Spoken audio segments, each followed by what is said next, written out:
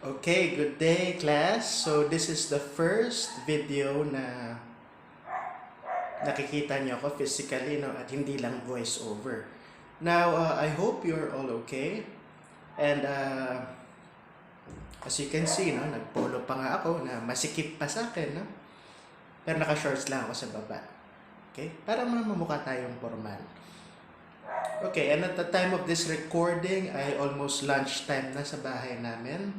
So tapusin na natin to para makakain na ako ng ginataang alimasag. Okay, for today we'll discuss verbal communication in the workplace. So imagine na after 4, 5, or 6 years, nakagraduate na kayo sa UPLB, tinanggap na kayo sa work nyo, and now it's time for you to start your first day at work. Okay? So when you start a new job, you will be expected to have good communication skills. Not perfect, but good communication skills. Nearly all workplaces require to talk with your colleagues, customers, or clients. And it's quite frustrating to talk with colleagues, or let's say you visited a company, a restaurant, a shop, and yung kumakausap sa inyo, hindi maayos or malinaw kausap. No? Nakakainis yung ganun.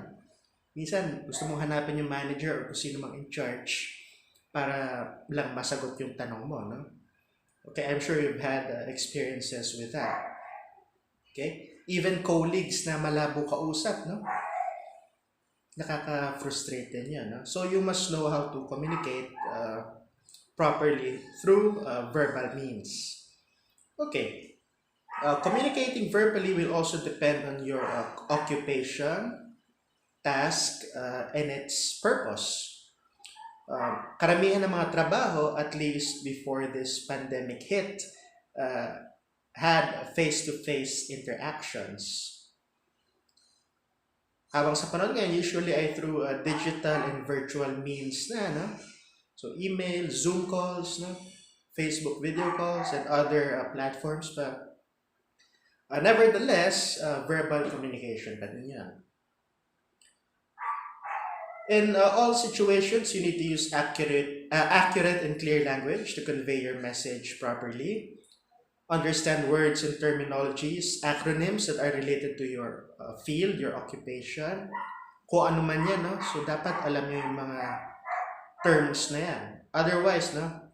Sayang oras every time a term needs to be explained to you. Okay?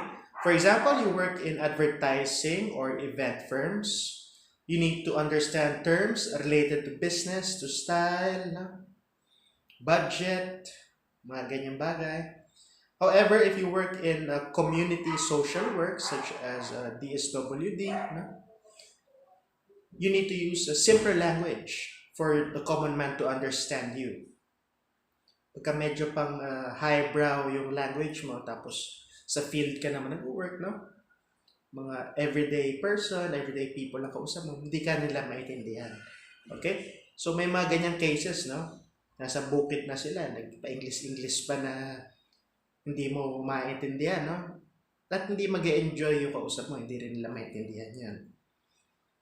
Okay. So how do you develop your communication skills? Actually,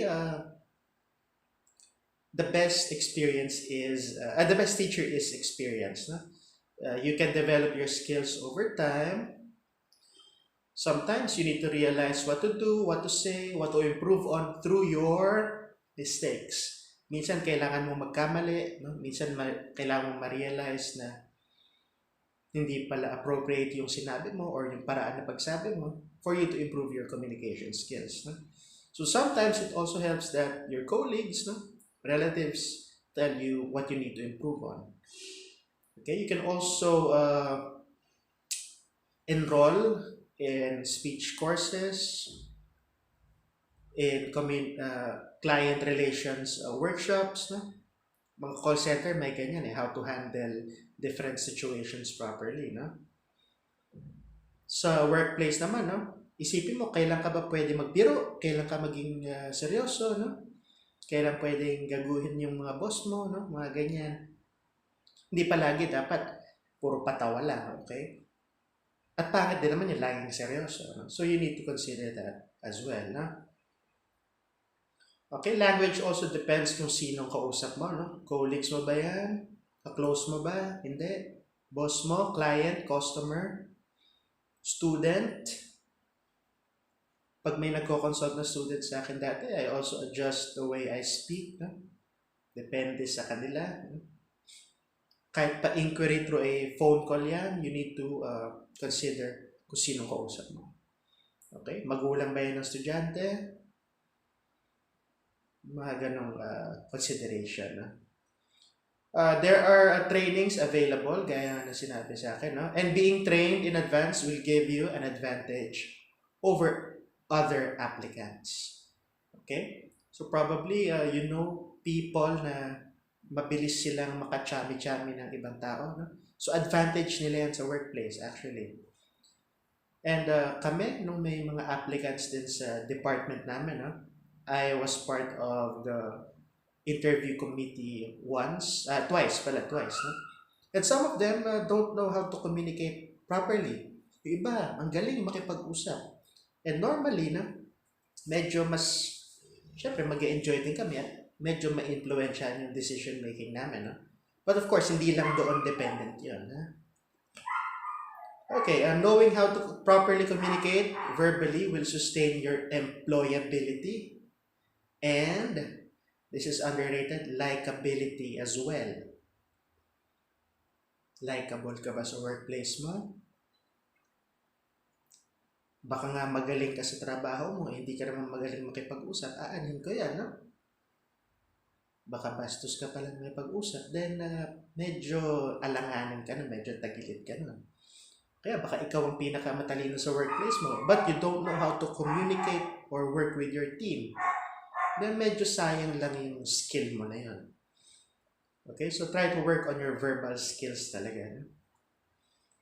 Okay, it is important for you to establish rapport with your colleagues, clients, to have a long, peaceful, and successful career. No?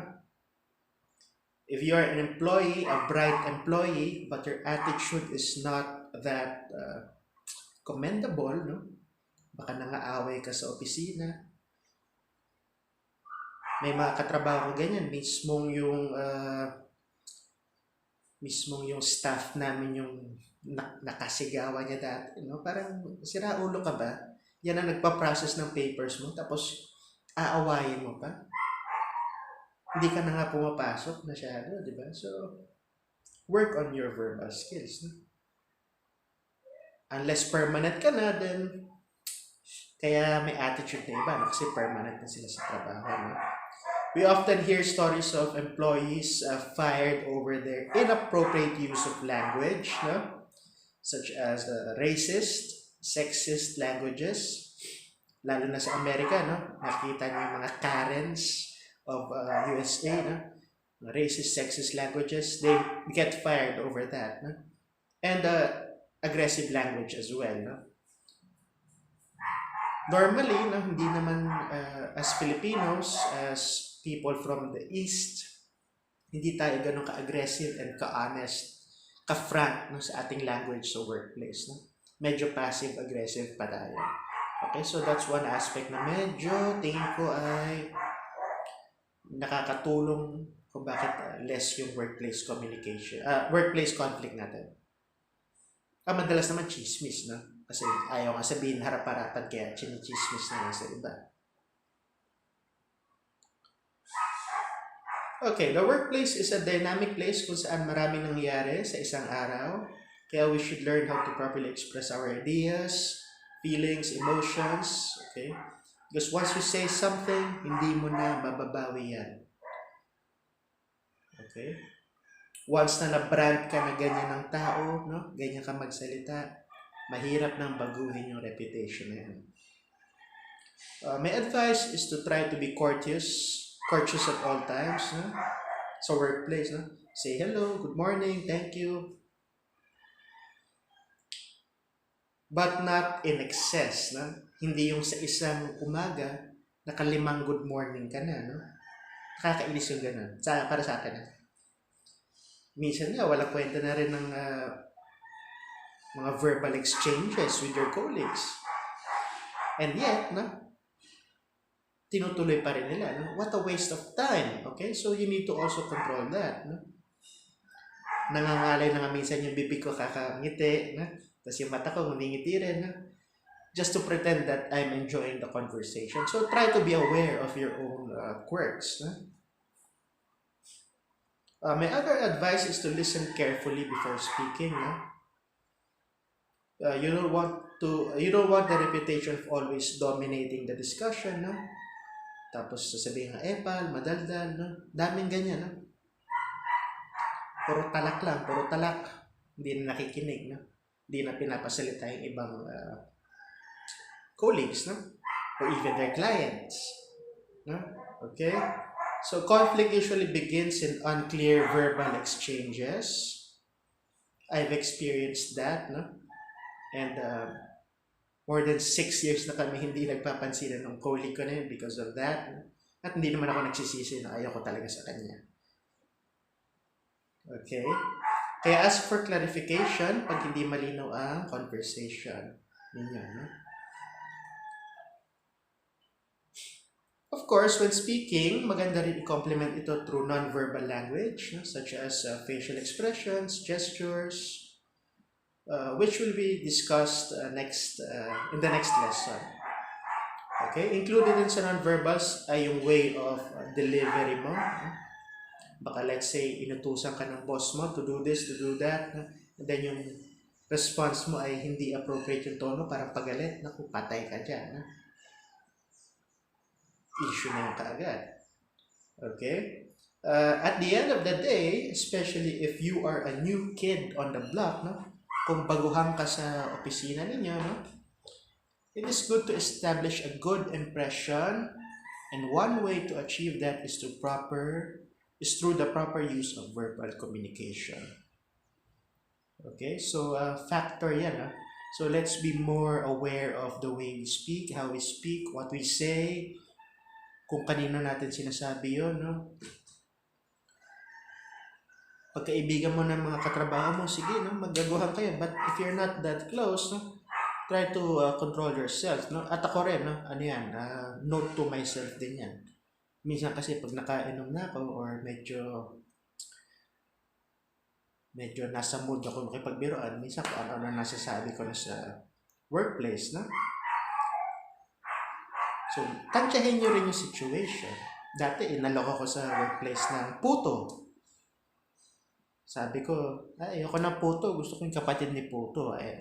Alam niyo na sinong kapatid ni puto, di ba? Appropriate naman yun at that time kasi kainan naman, ha? Mga kaibigan pa naman, mga ganun. Okay? So, ayun lang po for verbal communication in the workplace. Na? So, siguro mapapractice nyo yan once you have your OJT, maybe a year or 2 years from now. So, tignan nyo, no, how your co-OJTs, mga ang tawag sa kanila, mga kasama nyo sa OJT, no, kung paano sila magsalita and how they make an impression through their verbal language. Tignan nyo rin sino ang likable sa kanila. No? Kayo ba? Likable ba kayo?